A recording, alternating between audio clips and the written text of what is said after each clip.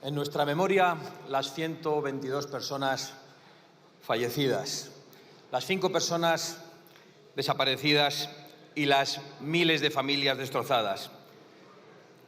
Se han perdido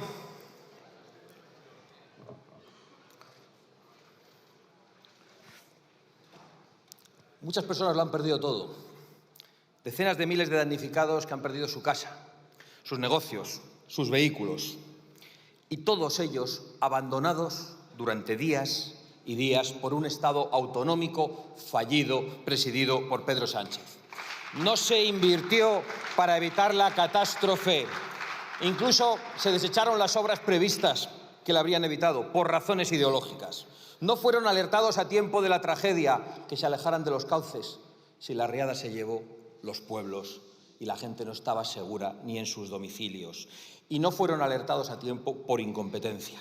No fueron ayudados durante días y días por cálculo político, es decir, por maldad. Pero aparece aquí el presidente del Gobierno en la tribuna, que él cree que lo aguanta todo, y vuelve a inundarnos esta vez con un torrente de datos para eludir sus responsabilidades, que no tienen nada que ver con la Valencia real, no tiene nada que ver con lo que pasó esos días, no tiene nada que ver con lo que han contado las personas que padecieron esa tragedia. Hemos escuchado a algunas personas conocidas que vivían en Paiporta relatarlo con precisión. Se quedaron solos, anegados, sin luz, sin agua. Llegó la noche, no pudieron dormir, amanecieron con el miedo, pero pensando que alguien iba a llegar, y allí no había nadie. Se quedaron solos a merced de los saqueos, en la oscuridad, sin agua. Y volvió a anochecer y volvió a amanecer, y como han relatado, allí no había nadie. Allí no apareció nadie, ni un bombero, ni un policía, ni un militar, durante días y días y días que se hicieron eternos. Y en algunos casos, en algunos pueblos y en algunos barrios, durante muchísimos días, como han podido relatar los voluntarios que llegaron allí, y no había llegado ninguna ayuda institucional. Y aún se atreve a decir que los españoles deberían salir a los balcones a aplaudir al Estado a las 8 de la tarde. Es decir, aplaudirle a él. Si necesita aplausos, que los pida. Pero que los pida en Paiporta, en Benetússer, en Alfafar, en Massanassa, en Catarroja, en Sedaví, en Torrent, en Chiva, en Aldaya, en Algemesí, en Utiel y en tantos otros pueblos. Que pida aplausos para su crimen. O que se vaya otra vez a la India, que allí le aplauden porque no le conocen. Y de paso, que se quede allí. Señorías, Pedro Sánchez no dirige un gobierno. Pedro Sánchez dirige una macrorred de corrupción. Una macrorred de corrupción política, económica y moral. Y desde hace tiempo hace uso de todas las instituciones del Estado, sin ningún tipo de límite, para eludir la acción de la justicia. En eso está verdaderamente ocupado. Pero esto ya lo sabíamos. Lo que no sabíamos era el grado de crueldad y de sadismo del que era capaz. Y solo los tiranos muy crueles y muy sádicos son capaces de perseguir con policías y fiscales a sus propias víctimas, a gente que lo ha perdido todo, a gente abandonada en el barro y en la oscuridad durante días, a gente que ha estado rescatando a sus vecinos, a veces ya cadáveres, a gente que se comportó de manera heroica. A esa gente, solo porque no soportaron la chulería de Sánchez al pasearse por allí, les han mandado detener y perseguir como a criminales. Pero por Dios, si la primera orden personalísima de envío de policías que dio Pedro Sánchez fue para enviar policías a detener a la gente. ¿Qué crueldad es necesaria para eso? ¿Cómo es posible llegar a ese extremo? Pues es posible porque Pedro Sánchez está profundamente enamorado. Como él decía, pero está profundamente enamorado de sí mismo, enamorado de su persona, hasta límites enfermizos que se atreve a exigir aplausos a sus propias víctimas. Y sin duda esa pasión le da una fuerza considerable para resistir. Pero créanme, ese amor desmedido por uno mismo solo lleva al desengaño y en última instancia a lo único a lo que él teme, el ridículo.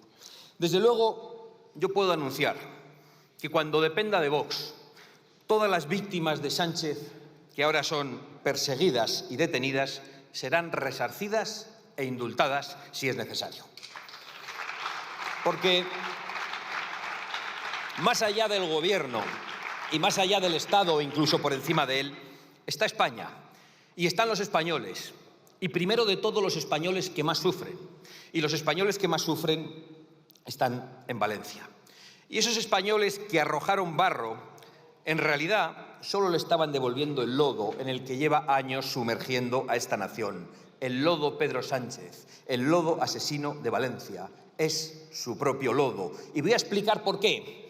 Primero, porque este hombre, locamente enamorado de su propia persona, corrompió este Parlamento y al propio gobierno para hacerse investir presidente a cualquier precio.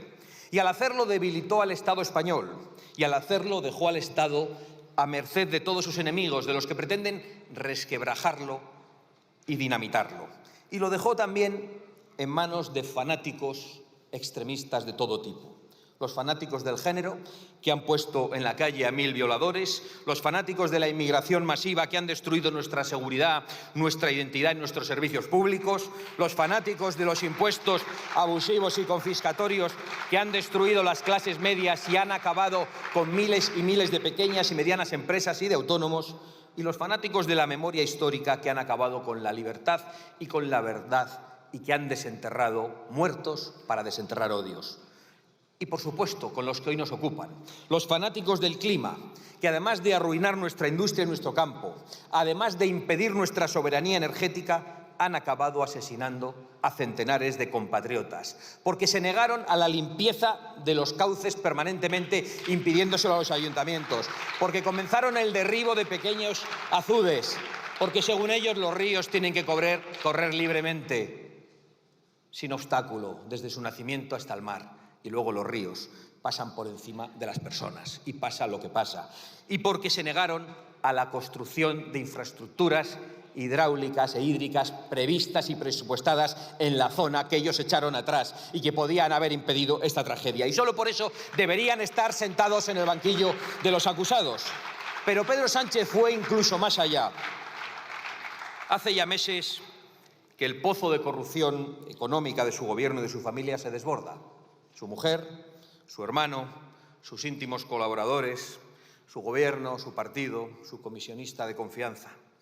Y cuando las riadas de los fanáticos ecologistas arrasaron parte de Valencia y de Albacete, Sánchez aún tuvo la miseria moral de utilizarlo para taparse. Y por eso es su lodo, porque Pedro Sánchez hizo un cálculo político.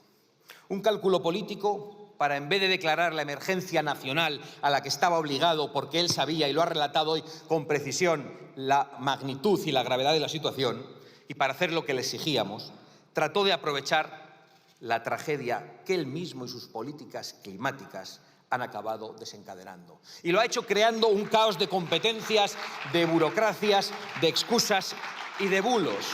Y lo ha hecho por cálculo político para tratar de dañar al adversario político, porque en Valencia no gobierna la Rosa Nostra. De Castilla-La Mancha no ha dicho nada. Ya le había salido bien esta estrategia durante la pandemia y ha tratado de repetirla. Y mientras los valencianos sufrían el abandono y los saqueos, un día y otro día y otro día, y allí no llegaba nadie, por mucho que usted suba a la tribuna para mentir. Ni un policía, ni un bombero, ni un militar. Todos hemos visto cuál fue el primer representante institucional en llegar a algunos puntos de Alfafar.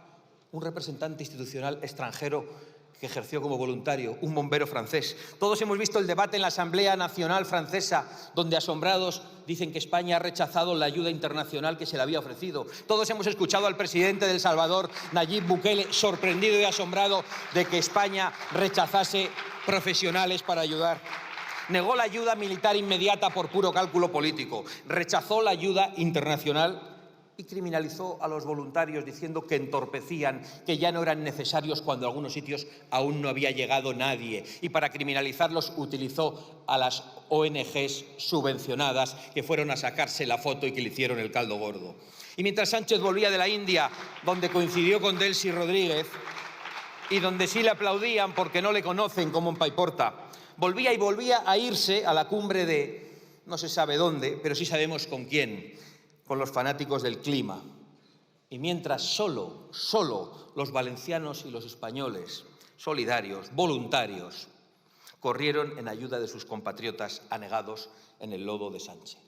Y por eso los españoles nunca olvidaremos que la única orden que Pedro Sánchez ha dado a las fuerzas de seguridad de una manera personalísima ha sido la de enviar un equipo de élite de la Guardia Civil para detener a las víctimas que se atrevieron a protestar ante su persona, para detener a los desesperados que lo habían perdido todo. Esas son las razones que le hacen culpable del lodo. Pactar con todos los extremismos que han desencadenado la tragedia y promover usted mismo esos extremismos. Y utilizar la tragedia para tapar la cloaca de corruptelas. Dinero y asistencia de empleados públicos para su señora, dinero y puestos públicos para su hermano, sin ir a trabajar, dinero para sus ministros y algo de dinero, supongo, si queda, para el partido. Señorías, Pedro Sánchez, en su búnker, cree que solo es necesario resistir. Nos lo dijo ayer en el acto ujetista del bipartidismo. 3 años y los que quedan, porque el autócrata cree que puede perpetuarse como sus aliados internacionales y como sus admirados bolivarianos. Señor Feijóo, el señor Sánchez es el responsable último de esta tragedia. Y ustedes de momento son responsables de que Pedro Sánchez siga sentado en el banco azul, porque durante estos años se han negado a hacer una oposición de verdad. Porque han pactado con él y con esos pactos le han fortalecido y han facilitado el asalto a las instituciones judiciales y constitucionales que ahora utilizará para resistir y para eludir la cárcel. Porque han pactado todo con el PSOE, el Tribunal Constitucional, el Consejo General del Poder Judicial, el Tribunal de Cuentas, las comisiones del Congreso y del Senado, el reparto de menas y de inseguridad en las comunidades autónomas y el Gobierno de Europa, y ahora se hacen cruces de haber traído también ustedes la catástrofe Teresa Rivera. No nos hicieron caso cuando les dijimos que había que contar en Europa y en el mundo la realidad de la corrupción de Sánchez y de su gobierno. Al revés, se dedicaron a la tarea inútil de hacer desaparecer a Vox, de arrinconarnos por todos los medios y con todos sus medios. Déjenlo ya. Yo les hago un enésimo llamamiento y lo hago por responsabilidad, no por candidez ni por demasiada esperanza. Rompan todos los pactos que mantienen con el Partido Socialista en España y en Europa. Comiencen una oposición a la altura del desafío que padecemos y nosotros les daremos la bienvenida. Porque el caso es, señor Feijóo, que mientras usted se pasea por los mítines de la UGT al son de la Internacional, España sigue sufriendo las consecuencias del tórrido romance de Pedro Sánchez consigo mismo. Porque ese es el verdadero problema de España. El presidente del Gobierno está en un búnker de corrupción, mirándose al espejo para ver cómo elude la cárcel para él y para los suyos. Y mientras él se mira al espejo y manda quitar y poner policías, jueces y fiscales, los españoles tienen inseguridad en los barrios. Los jóvenes carecen de vivienda, las mujeres están en peligro, los contribuyentes son saqueados por unos impuestos no solo abusivos, sino confiscatorios.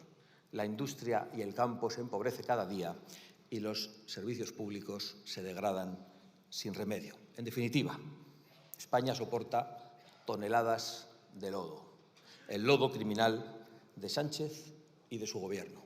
Nunca lo vamos a olvidar.